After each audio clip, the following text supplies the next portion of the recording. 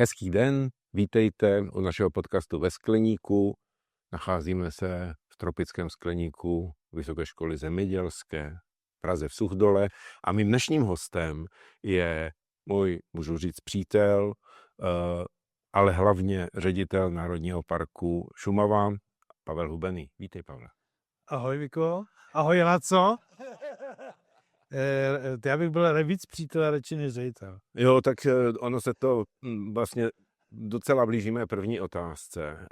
Musím říct, že to natáčíme v polovině března, protože nevím, kdy to bude ven.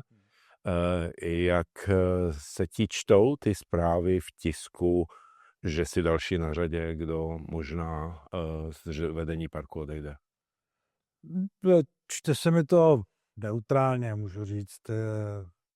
Hele, znáš to je vztah nadřízený podřízený, já jsem prostě státní úředník, ministr je můj šéf, s každým novým ministrem přichází vždycky otázka, jestli se nezmění ten managing pod ním, že jo, takže to už jsem zažil několikrát, vlastně už jsem trošku jako obouchanej, tak mě to tak nevzrušuje a jsem mnou zvědav, jak se to vyvine. Každopádně to, že odvolali Robina nedávno z Krkonošského národního parku, bylo pro mě docela překvapení, protože to vypadalo, že s náma chtějí ještě jednat, ale nevím o tom nic víc. Dobře, tak samozřejmě je to otázka, řekněme, konkrétních osob, která je možná méně důležitá, ale není spíš ten krok nebo ty kroky, o kterých slyšíme, o ohrožením pro fungování národních parků, tak jak je známe? To, co slyšíme, by mohlo být ohrožením pro fungování národních parků. Hele, já vždycky jako spíš čekám na ty činy, než že bych posuzoval lidi podle slov. To se hodí v životě. Zvláště u nás. Tude. Ale jo, takhle, když jsme byli naposledy u pana ministra, tak říkal, že ochrana přírody je pro něj důležitá, že rozhodně nechce ji nějak poškozovat. Omlouval se vlastně za to, že musí nějakým způsobem šetřit, že to je daný rozpočtem. A ta debata byla vlastně docela příjemná, přátelská. Takže rozhodně v ní nebylo nic ideologického, nic proti tomu, co děláme. Tak jestli to takhle vydrží, tak je to dobrý pro národní parky. Na druhou stranu na Šumavě, to pamatuješ dobře, už jsme si vyzkoušeli, že když prostě se vrcholná politika rozhodne, že ten park skoro zruší, tak to dotáhne hodně daleko a vlastně byl to trochu zázrak, že ho ještě nezrušili. No a to je právě jedna z mých dalších otázek. Já samozřejmě nechci tady rozvíjet úplně teoretické možnosti, ale právě protože si pamatujeme vlastně jednoho z ředitelů, který působil v parku před tebou a který opravdu to vnímání, jak se má z parku hospodařit, měl hodně odlišné. A mluví se o něm jako o možném kandidátovi na tvoje místo. Já právě z toho vycházela ta moje otázka o těch obavách. Když se podíváme do volebního programu motoristů, kteří vládnou ministerstvu životního prostředí, tak tam je určité vymezení vůči bezzásahovosti. Nebojíš se toho na Šumavě? Nebojím. Hele, to je to, že jsme dokázali že tahle země v roce 2017 dokázala udělat novelu zákona o národních parcích tak, že je opravdu jako zařadila mezi ty světový národní parky, tak to bylo, dneska to může vypadat jako, že je to normální, ale ne, to nebylo normální. Do té doby se nevědělo, jaký národní parky budou v Čechách, jak moc českou cestou bude. Takže tohle to je věc, která si myslím, že je pořád ještě vlastně nová a tudíž je i nový to pojetí té velké divočiny nebo stále se zvětšující divoké přírody. A vidím to u nás na Šumavě. Ty lidi, kteří neměli rádi kůrovce nebo byli šokovaní z toho, jak umřel prostě na obrovské ploše a vlastně vinili z toho národní park, tak ty už dneska pochopili, že vlastně se nestalo nic hroznýho, že to je ještě lepší a hezčí les, než byl, kdybychom ho vytěžili. už to chápou. Přesto jsou, pokud je o rozšiřování divoký přírody, jako opatrný, jo? Tak ta opatrnost prostě v nás je a bude v nás dlouho. Takže já si myslím, že ať přijde po mně kdokoliv, tak buď to bude pracovat tím směrem pořád jakoby v tom, co jsme začali, takže bude ty lidi přesvědčovat a bude tu divočinu pomalu rozvětšovat podle toho plánu, který máme schválený ministerstvem. No a nebo prostě vezme to zpátky a řekne, že nechce rozšiřovat bezzásahovost a spousta lidí mu bude taky tleskat a že zdůvodní to třeba ekonomikou, že potřebuje prostě víc peněz na provoz a bude víc těžit. Vždycky, když se tohle na Šumavě stalo, tak to nakonec hodilo, tak to vznikl takový konflikt, že to vlastně hodilo pro tu bezzásahovost, to veřejné mínění. Jo? Takže jestli se takhle rozhodne, tak musí počítat s tím, že ho čeká konflikt, jo? Že ho čeká nepochopení, protože nakonec to velký kácení je vždycky nehezký. Jo? No, dobře, teďka by se dalo říct, a já sám teda mám už tu osobní zkušenost opakovaně, nakonec jsme tam byli i spolu, že po těch 20-30 letech už v tom lese je vidět, že na jedné straně ty obavy, které byly z nevytěžení té kalamity, se nenaplňují a na druhé straně, že to, že si příroda poradí, se docela viditelně prokazuje. Každý tam může zajít, může se podívat, může se přesvědčit. Tak já řekněme, jsme na konci tohohle období, kůrovec je v zásadě pryč nebo blíží se k normálnímu stavu. Co teda teďka řešíte na Šumavě? Teď řešíme hlavně protipožární ochranu. Protože je to taková zase vlastně jenom mediálně, vlastně už dneska nejen mediálně, ale i politická zkratka. Spousta mrtvého dřevo znamená hodně paliva znamená velký požár, viz Český Švýcarsko. Nikdo nechce, aby se to stalo v nějakým jiným národním parku. To je jeden pohled. Druhý pohled je, že všichni v Českém Švýcarsku už dneska vidí, že to tam zarůstá a že ten požár nebyla taková trága. Na druhou stranu takhle na Šumavě nehořelo a určitě nebude hořet, ale prostě ta velká hromada toho mrtvého dřeva je pořád iritující a vlastně pořád nás nutí k tomu, abychom dělali nějaký nový a jasnější opatření pro to, aby to nechytlo. Jo?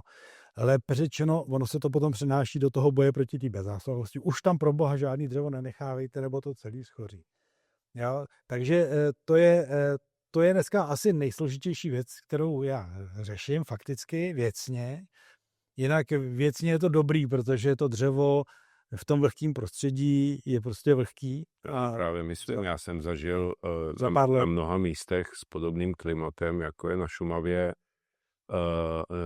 ne nutně v České republice, že když člověk potom má snahu jakoby si rozdělat oheň, tak je to problém, protože to dřevo je všude mokré a vlastně samo se nevznítí. Mimochodem, kdy byl naposledy na Šumavě nějaký opravdu velký požár? To možná bude někdy v 19. století, myslím, nebo na přelomu 19. a 20. století možná hořela mrtvý luh, ale vlastně nevím přesně.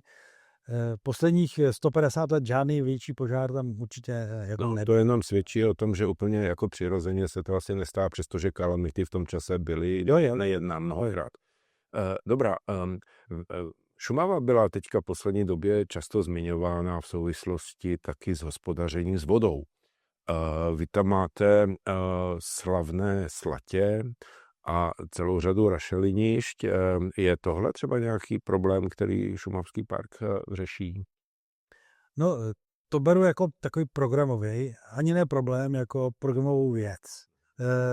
To patří vedle k toho rozšiřování té divoké přírody, ale protože od toho místa, kde ta příroda si dělá, co chce, chceme nějakým způsobem napravit zásahy, které tam naši předci udělali před 50 až 150 lety a jsou většinou spojení s odvodňováním. Oni odvodňovali proto, aby z toho vlhkého lesa udělali suší les, aby tam mohli produkovat hodně dřeva.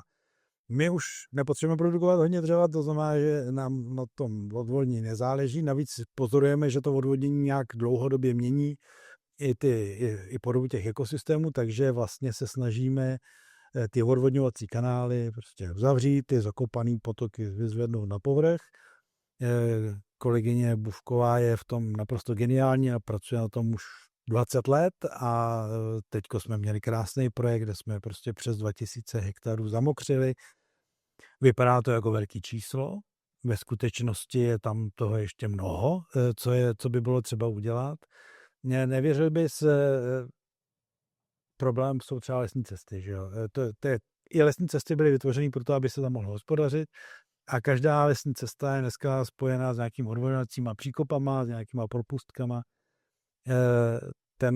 Ten vliv těch cest je jako mnohem větší, než byl možná těch kanálů, ale pochopitelně my ty cesty potřebujeme kvůli tomu, kdyby hořelo, abychom mohli hasit, takže můžeme si dovolit jako zasypat příkop jenom opravdu někde. No dobře, ale já jsem právě samozřejmě mířil na ty rašeliniště. Je tam ovšem ještě další aspekt. Není to jenom o tom, že se vrací, řekněme, ta příroda do podoby, která tam byla typická pro Šumavu, ale má to, předpokládám, taky význam pro vodní bilanci celé České republiky. Tam vlastně jako odsud teče Vltava, že jo. Jak to vypadá, když spadne nějaká velká srážka, kolik vody se zadrží a kolik zůstane? Tam taky Šumava hraje nějakou. To je záludná otázka. Na to není vůbec jednoduchá odpověď. Jo? Kdybychom na to hledali odpověď fakt v nějakých datových souborech, tak zjistíš, že se neděje nic. Jo? Když spadne velká srážka, tak to odteče. Jo, to není, že by to tam někde zůstalo. My pochopitelně tím, že se snažíme, aby ten ekosystém celý zadržel, měl větší kapacitu jako vsakovací, to znamená zvedáme hladinu podzemní vody, tak trochu ubíráme z té pufrační kapacity, upřímně řečeno, protože už tam tu vodu máme, už ji tam držíme, takže ona se to nezarům. Na druhou stranu, ta voda, kterou my tam zadržujeme, ta celkem nikomu nic k ničemu není, rozumíš? Jo? To musíme si to upřímně říct, ta je tam prostě v půdě, ta se stará o ten ekosystém, ale jako nezásobuje Prahu pitnou vodou. To ne, tak to nemyslím, ale třeba ochlazuje mikroklima. Ochlazuje mikroklima.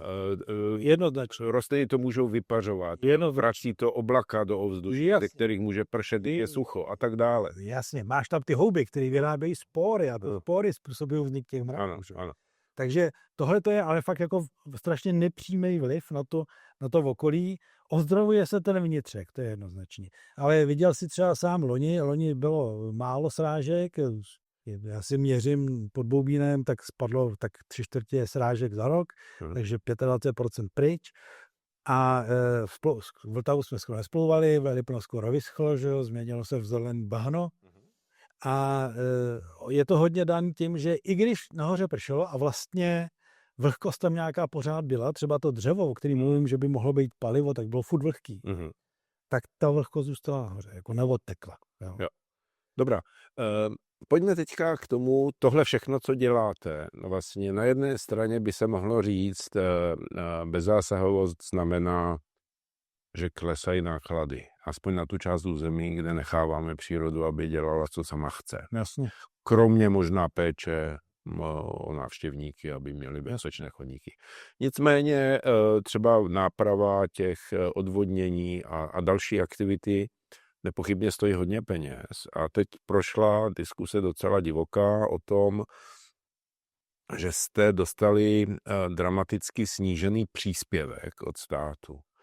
A ta odpověď byla jasná, není to nic proti přírodě, ale holt prostě peníze nejsou a ať si parky šáhnou do svých rezerv.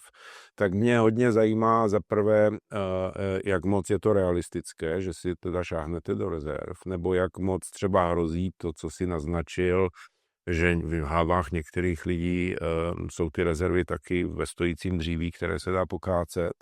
Jak moc tohle hrozí a jak moc vás vlastně zasáhne?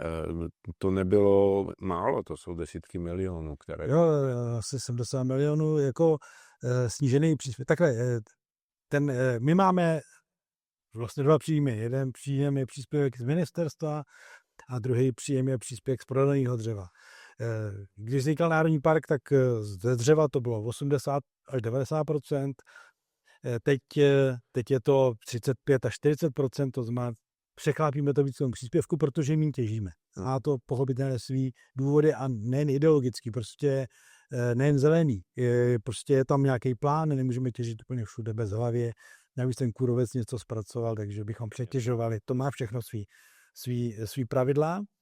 A pochopitelně, když prodáváme dřevo, tak z něho cenu použijeme, no co vyděláme, ten zisk použijeme pro provoz a když máme plusový rok, tak můžeme ty peníze rozdělit do nějakých rezervních fondů, který jsme zřídili na pokud Ministerstva životního prostředí, abychom měli buffer pro nějaký nenadálý případy. Jo?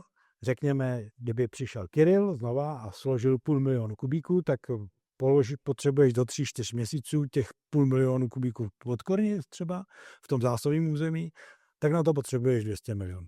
Takže na to předfinancování ty věci je ten rezervní fond. Nebudeme chtít po nikom nic, máme ho tam.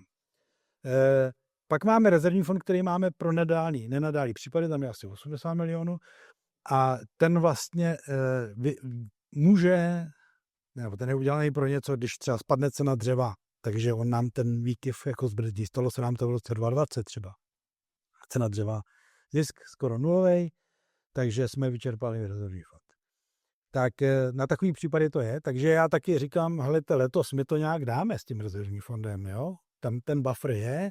Problém by byl, kdyby to mělo pokračovat v roce 2027-2028, protože to už nebudeme mít čeho si ho vyrobit a pak budeme muset sáhnout do těch činností. A ty činnosti jsou vlastně většinou bohulibý, protože vycházejí z naší zřizovací listiny a buď je to nějaká péče o biodiverzitu, anebo je to péče o návštěvníky. Vlastně nic jiného neděláme. To znamená, jinými slovy, letos se to dá přežít, ale trošičku to vypadá jako, že vlastně ten rezervní fond se použije na krizovou situaci, která vznikla tím, že nepřišel příspěvek. Jo. V podstatě se to tak dá říct. Dá se to tak říct. To znamená, ta krizová situace by se neměla opakovat každý rok, že pak je to pravidlo a ne krize. Jenomže v návrhu, aspoň předběžném rozpočtu na další rok, rozpočet pro Ministerstvo životního prostředí pro tu kapitolu má ještě klesnout, takže je otázka, jak se podaří teda stabilizovat financování národních parků. Dobrá, ještě se chci dotknout jedné věci. Šumava byla vždycky známá tím, že pokud šlo o národní park a ochranu přírody, tak nebyla to jenom bezzásahovost, ale celá řada dalších věcí. Je to místo, kde probíhají neustále, řeknu to kulantně, diskuse, často spory, často dost vyhraněné spory mezi, řekněme, některými obcemi navzájem, mezi obcemi a parkem, mezi krajem a parkem, krajem a obcemi, ministerstvem a parkem. Je ta situace dneska klidnější, nebo je to stále stejné? Tak diskuze pořád jsou, protože témata pořád nějaký na stole jsou, to je jasný, ale je to mnohem klidnější. Jo? Nemá to ty emoce, nemá to ten mediální dopad, nikdo to neřeší přes noviny a přes televizi, ani přes politiku v zásadě. Takže je tam za mě, myslím, takový klidno tam už dlouho nebylo, jako je tam teď. Jo? Ale je to taky daný spoustou různých vlivů. Zaprvé máme schválenou zonaci a zásady péče a jsou schválení na 15 let, takže 15 let se nedá sáhnout do roku 35. Takže ono vlastně není už moc o čem diskutovat, že jo. Nějak jsme si vyjasnili i ty vztahy, pokud je o financování různých věcí, o nějaké projekty, o to, definovali jsme si rozvojový prostor obcí, to je pro tu zonaci velmi dobrý a takže ty konflikty... A pro ty obce doufám tak? A pro ty obce taky. Tak jednoznačně prostě jasný pravidla a větší volnost, si myslím.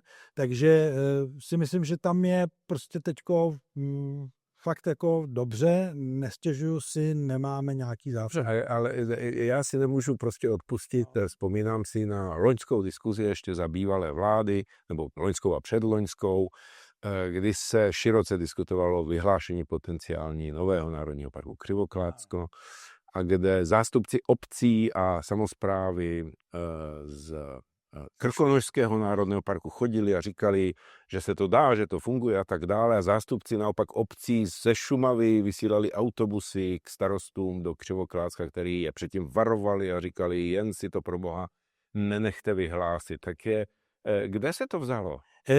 No, protože pochopitelně nic nezmizí úplně a i mezi starostama je nějaká část starostů na Šumavě, nějaká část starostů, která jakoby prohrálo tu bitvu o tu zásadní proměnu Národního parku v CHKO v tom roce 2017.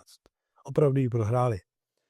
A nejsou to jenom starostové, jsou tam ještě nějaký jiní politici v tom. A tyhle ty lidé, jakmile se naskytne příležitost, tak se snaží se vrátit zpátky těm myšlenkám, tý původním... Obnovit tu diskuzi. A pochopitelně otevření diskuze okolo Křivoklácka byla pro ně obrovská šance znovu zvednout prapor a říct, tak a my to chceme jinak a na Šumavě máme zkušenosti, protože tam už jsme se dostali strašně daleko do 3. čtení se zákonem o Šumavě, že jo? Takže pochopitelně takový lidi existují. Já mám v radě parku 22 obcí a zhruba 4, možná 5 reprezentantů obcí, z nich jsou tyhle ty skalní. Jo? Na druhou stranu pak je tam nějaká skupina podporovatelů Národního parku a pak je nějaká skupina nehodálních, jasně. Dobré, děkuju. Já se blížím ke konci našeho rozhovoru a vlastně my jsme rovnou vlítli do toho Národního parku a do té současné situace i tvojí. A já jsem si ale uvědomil, že ty seš možná, když jsem se díval do životopisu, tak u jiných ředitelů jiných národních parků tam člověk najde nějakou historii v řadě jiných institucí. Jak dlouho ty jsi na Šumavě? Od roku 88. Od roku 88. A měl jsi nějaké zaměstnání předtím? Byl jsem na krajském národním výboru v Plzni. Jo. Na odboru ochrany přírody. Oblastní plánování. Oblastní plánování. Já jsem geografů. Čili jinými slovy, co je Česká republika Českou republikou, tak je Pavel Hubený spojený se Šumavou nejdřív jako šéf správy HKO a posléze jako ředitel. Napřed jsem byl jenom referent, dlouho jsem byl referent, pak jsem byl šéf. Jo, dobrá. Musím zmínit, že kromě toho, že jsi odborník, znalec Šumavy, ředitel parku, tak já tě znám taky jako, můžu to říct, malíře? Amatérský malíř, ale mám doma obrázek vlastně údolí Luzenského, který jsem měl celou dobu během své mise v Bruselu, jako připomínku místa, které mám rád. Zbývá ti ještě čas na malování? Jo, poslední rok trénuju. Chystám se na důchod. Nějaký velký plátna? Ne, malý, trénuju prostě. Maluju si, co se mi líbí. A zakončím to otázkou. V jednom z rozhovorů si řekl, že věříš, že když se pan minister přijde podívat na Šumavu, tak uvidí, jak je to pěkné a třeba změní názor, nebo naopak více podpoří Šumavský národní park a současný způsob hospodaření. Myslíš si to stále a platí to pozvání pro pana ministra? No, platí to pozvání, to jednoznačně, pozval jsem ho a opravdu si myslím, že se to stane. Protože jsem to zažil už u mnoha politiků. Dobře, takže děkuju Pavle, že jsi nás navštívil. Díky a budeme se těšit na návštěvu pana ministra na Šumavě a budeme věřit, že budeš moci ve své práci rozjeté, myslím velmi dobře, nadále pokračovat. No, díky za přání. Mějte se krásně. Měj se krásně, čau.